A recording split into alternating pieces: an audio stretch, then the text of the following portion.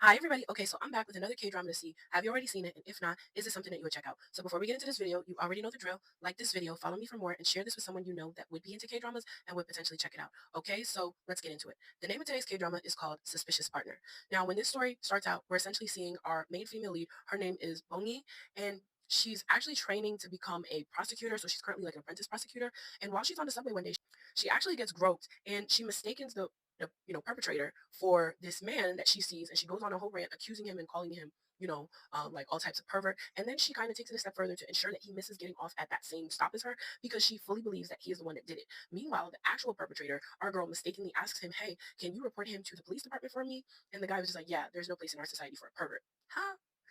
All right, so fast forward, she's gearing up to go to the hotel to meet her boyfriend, because that's what she was, kind of instructed or told to do. And as she's entering, she sees him with another woman in the hotel lobby. And he sees her, and trying to play it cool, he essentially tells that woman, hey, go upstairs and I'll meet you in just a little bit. He walks up to his girlfriend. He's just like, hey, like, I don't know what you want to believe, but like, obviously I only care for you. Like, this is the first time this has ever happened. And then she, decides to try to ask him questions. And he's kind of like, don't do that, because you'll ask me, either I lie and I tell you this is the only time, or I tell you the truth and it really hurts you. Like, just kind of like forgive me, because this will never happen again.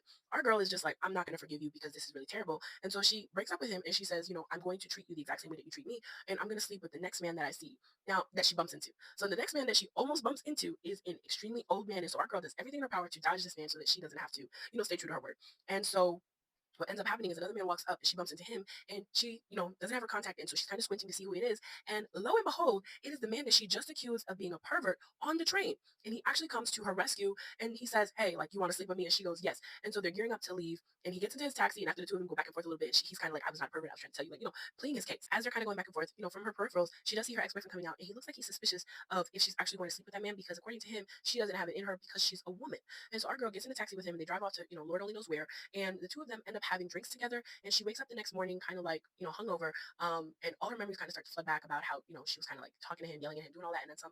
And that's when she realizes she's not even in her own apartment right now. She's in that man from the subway's apartment. Now, this man's name is Jiwook, and he is also a prosecutor. And it seems that at the office that he works at, they deem him to be one of the worst prosecutors ever. He is horrible, and it's terrible that the judges and everyone else around him hate him. He doesn't care, because in his mind, he feels, listen, I'm doing my job to the best of my ability, so I really don't care how you guys feel about me. So now 3 months later has passed from that incident, and Bongi actually gets assigned to a prosecutor office, and lo and behold, it's actually Jiok's office, and she ends up working really hard there, while simultaneously feeling the shame from everything that happened a couple months prior when she was drunk. During that time, she runs into her ex-boyfriend, and she tells him, hey, like, go pretty much get your stuff out of my apartment.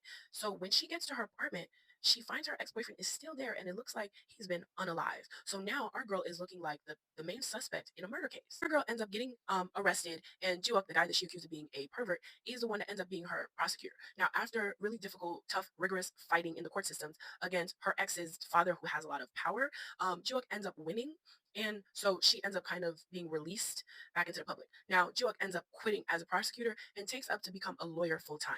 Now, our girl, she's kind of struggling because she wants to get to the bottom of who it was that unalived her ex and why they essentially tried to pin the murder on her. Years after this incident has happened, so about 2 years after this goes down, we see that our girl, Bongi and Jiwook, are actually in the courtroom on opposing sides. So Bongi is actually representing the plaintiff, and Jiwook is actually representing the defendant. And so ultimately, you really just have to watch this K-drama just to see who was it that unalived her ex-boyfriend. Do the two of them ever reconcile? What happened to her during the time, when she was possibly incarcerated?